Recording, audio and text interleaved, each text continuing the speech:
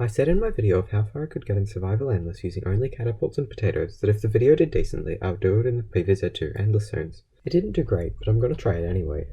PvZ2 is constantly adding new plants, so for simplicity's sake I will show the allowed plants on screen. If a plant isn't grey, it means I don't have it. PvZ2 is very different to PvZ1. While there are definitely more types of zombies, they're all mostly limited to one world, which means each Endless Zone will have less zombie variety. Additionally, premium plants can be very unbalanced compared to regular plants, which I'll get to later. Most importantly is the gameplay of the Endless Zones. Unlike in PvZ1, plants, defenses, and sun do not carry between levels. The only things that do are the plants you have available, the lawnmowers, and the plant food. The game starts with sunflower, pea shooter, and walnut, and then gives 3 options. Because none of these is a catapult or a potato, I have to reroll every time, which means intentionally firing a lawnmower at the start and waiting for the zombies to pass. My first attempt was boring, because it did exactly this, but in my second attempt the game was very clearly trolling me.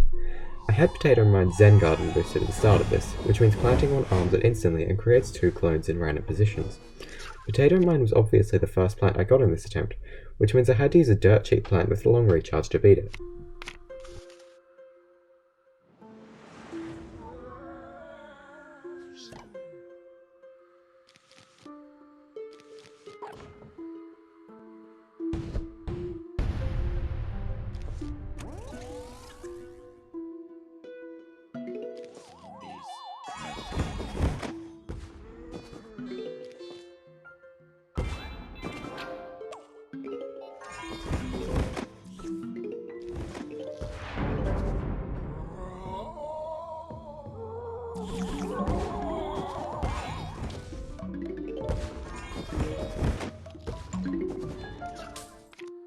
I wanted to get a catapult, but I was unlucky enough not to be offered one after the first wave.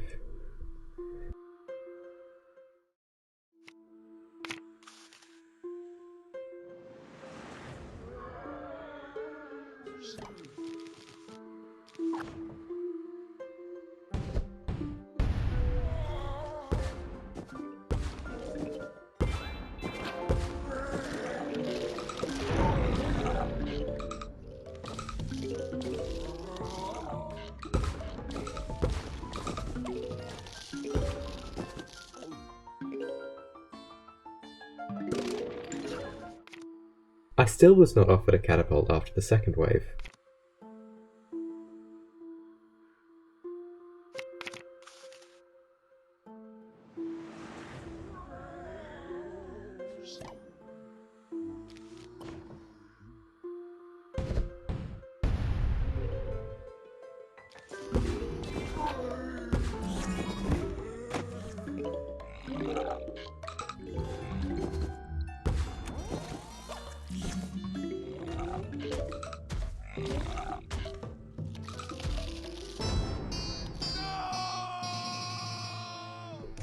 A couple of attempts later came the successful attempt, and here I want to talk about how unbalanced Teleportato Mine is.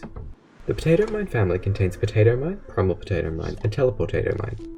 Potato Mine costs 25 sun, recharges slowly, arms slowly, and damages a 1x1 area. This is a plan from Plants vs Zombies 1, which seemed to be a lot more thought out than the sequel. Primal Potato Mine costs 50 sun, recharges slowly, arms quickly, and damages a 3x3 area.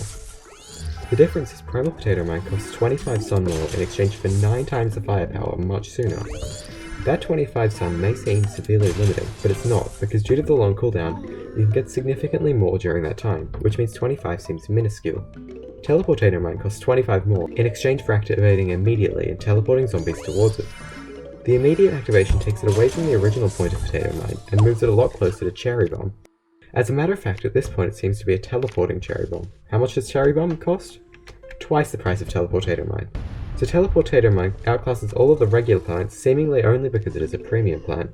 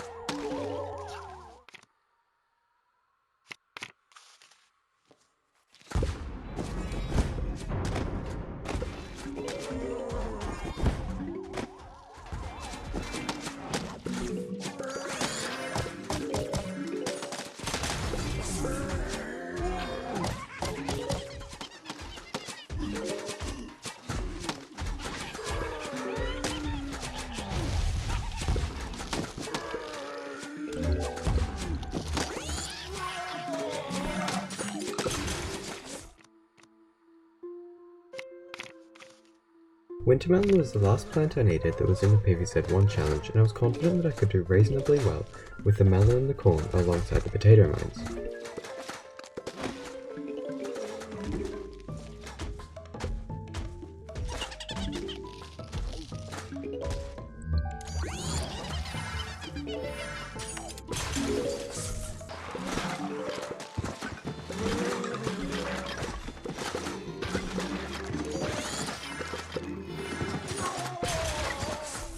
Primal Sunflower is a version of Sunflower that produces 50% more sun for 50% more cost, but with the same recharge and taking up the same footprint. This means it is almost always better to use than regular Sunflower. I allowed it in this challenge because it is the same plant, as I would have enabled Twin Sunflower if I had it unlocked at this point in the game. On level 17, the graves were tightly packed, but it wasn't a big problem because of the explosives and splash damage that my plants used.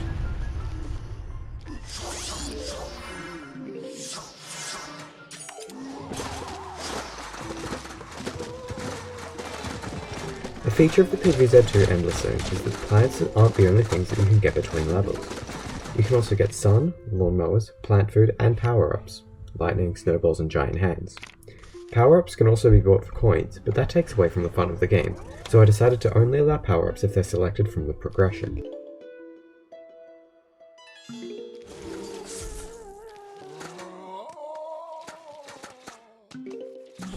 The sandstorm zombies and imps were a problem because they got so far into my defences, so I moved my sunflowers towards the front so that my wintermelons had more time to take care of them.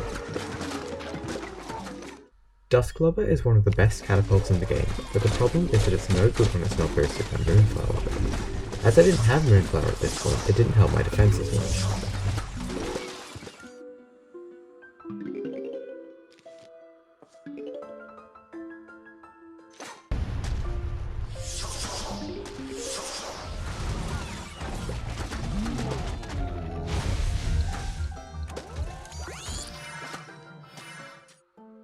I was initially hesitant about allowing Moonflower in this challenge, so I looked it up and it turns out that it is actually based on the plant genus Ipomoea, which actually contains sweet potatoes and is a cousin to the nightshades including potatoes, and it is actually more closely related to both of them than any are to sunflowers.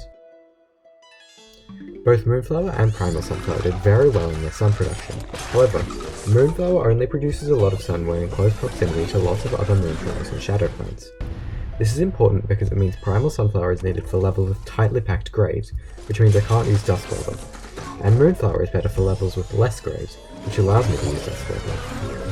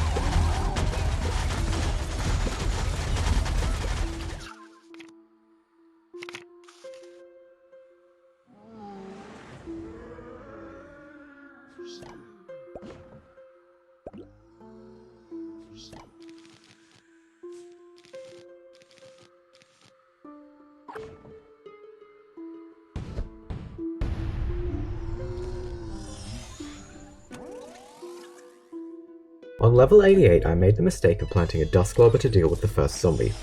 This doesn't seem like a big deal. After all, Dusclope recharges slowly, so it's better to get them down early.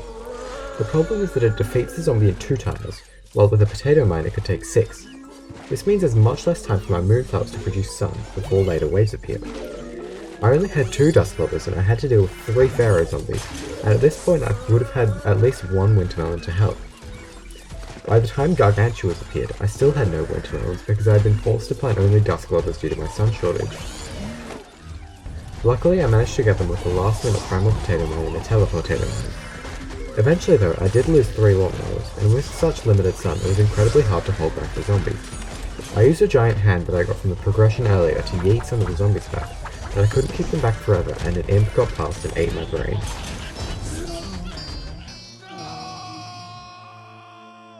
I am almost certain that had I not planted that early Duscloper I would have won that level, possibly with no Lawnmowers lost. I think I definitely could have gone beyond round 90 or even 100 with the strategy I was using. The next challenge is in the Pirate Seas, but I don't think I'm going to play that until I have at least 1 or 2 more plants. I'm hoping for the Valentine's Day event I will be able to get Blooming Heart or Sweet Potato, but I don't know how to unlock any others. Regardless, it's going to be at least a few weeks until I start that challenge, so subscribe so you don't miss it.